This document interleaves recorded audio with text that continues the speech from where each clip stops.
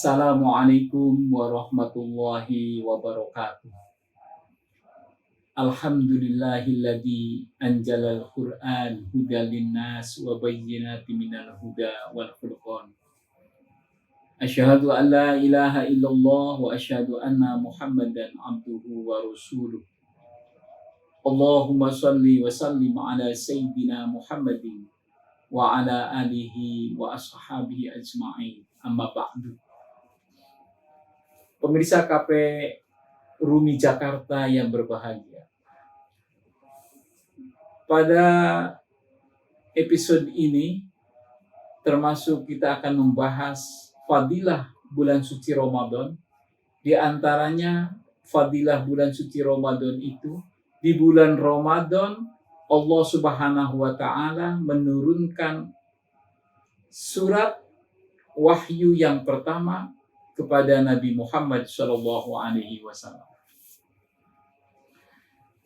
Dalam surat An-Najm ini sejarahnya begini. Surat An-Najm. A'udzu billahi minasyaitonir rajim. Bismillahirrahmanirrahim. Wa huwa bil ufuqil a'la summa dana fatadalla. Wallahu a'lam bimuradi. Malaikat Jibril itu berada pada ufuk yang sangat tinggi. Akan tetapi demi kepentingan wahyu kepada Nabi Muhammad Shallallahu Alaihi Wasallam, maka malaikat Jibril itu mendekati Nabi Muhammad, mendekati. Summadana fatadalla. Malaikat Jibril mendekati Nabi Muhammad lebih dekat, bahkan dikisahkan Nabi Muhammad itu sampai digotok, sampai didekap oleh malaikat Jibril alaihi salam, yang kemudian Nabi Muhammad sallallahu alaihi wasallam disuruh membaca oleh malaikat Jibril, Iqra, bacalah. Nah, pemirsa KP Rumi Jakarta yang berbahagia.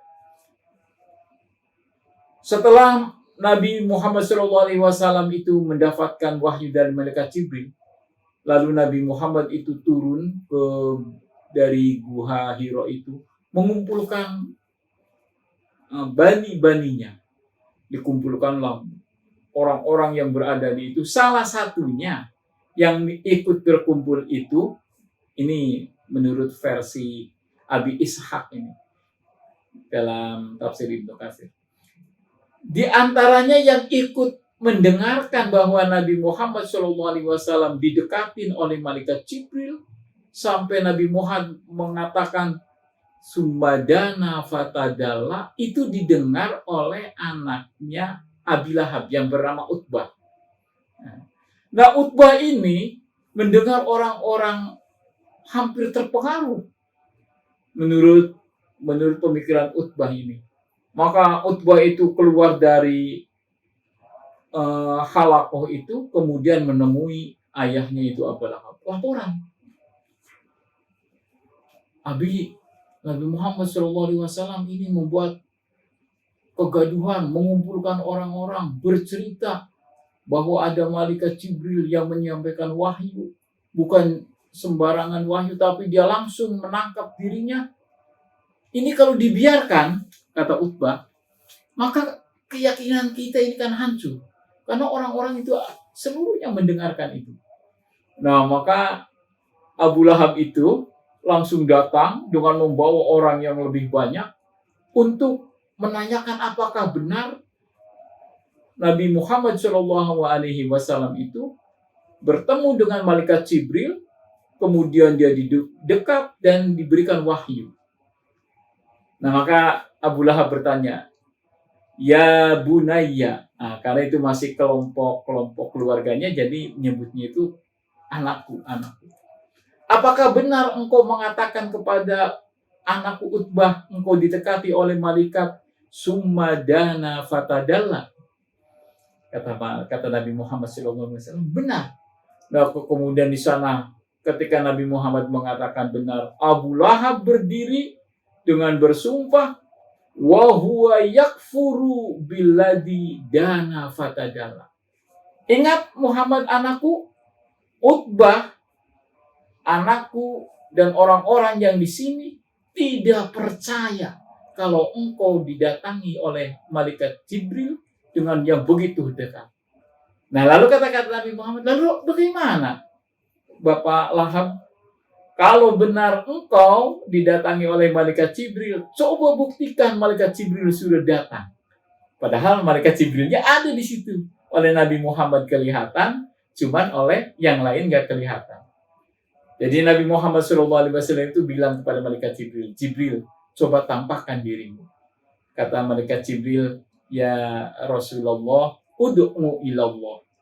Minta izinlah kepada Allah Subhanahu wa Ta'ala supaya aku bisa menampakkan di antara mereka itu. Lalu Nabi Muhammad SAW berdoa kepada Allah agar malaikat Jibril menampakkan. Setelah itu Allah Subhanahu wa Ta'ala bilang kepada Jibril, Jibril, sampaikan kepada Nabi Muhammad agar semua orang yang berada di situ supaya melihat ke arah timur. Jadi kata Nabi, wahai pamanku Abu Lahab dan semua orang di sini, kalau engkau ingin melihat malaikat Jibril, maka berbaliklah pandanganmu ke arah timur. Begitu berbalik ke arah timur, faiza suwadun azim, maka dilihatlah itu suwad, itu golongan pasukan, saking kelihatan banyak pasukannya, kelihatan pasukan itu sampai hitam. Nah, orang-orang itu kaget, wah ini ada pasukan apa ini, ada pasukan apa?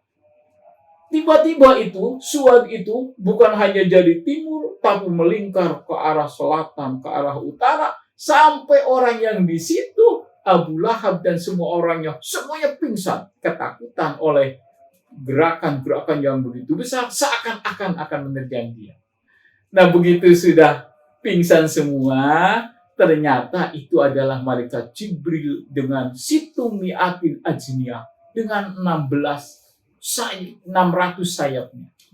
Kemudian kata malaikat Jibril, ya Rasulullah, saya tadi sudah menjelma seperti permintaan Abu Lahab, sekarang aku akan kembali menjadi orang yang seperti manusia biasa. Nah, maka orang-orang yang pada pingsan itu kemudian disadarkan oleh Nabi Muhammad SAW, dan yang termasuk disadarkan pertama adalah Abu Lahab. Nah, apa tanggapan Abu Lahab? Tadi pasukan yang besar itu kemana? Ya bunaya, wahai anakku. Kata Nabi Muhammad SAW, itu sebetulnya bukan pasukan yang besar, tapi malaikat Jibril dengan 600 sayapnya itu. Itu karena permintaan paman ingin datang kepada kita, karena ketidakpercayaan paman dengan saya didekati oleh malaikat Jibril sedekat-dekatnya.